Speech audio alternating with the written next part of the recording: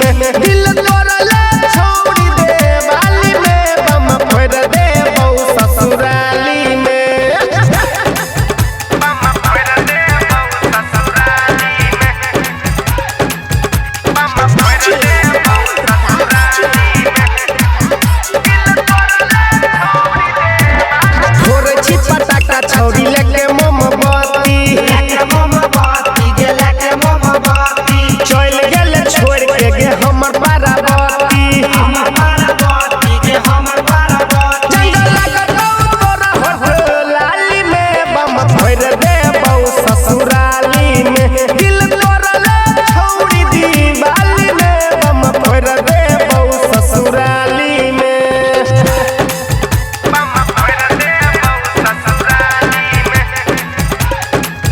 बम फोड़ दे बहु ससुराली में कहो राइटर पप्पू राम कुमार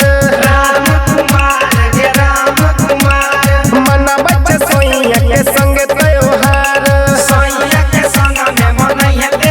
गेलो में करबो बोली दू नाली में बम फोड़ दे बहु ससुराली में दिल तोड़ले छोड़ी दी वाली में बम फोड़ दे बहु ससुराली में रिकॉर्डिंग स्टूडियो साहेबपुर कमाल।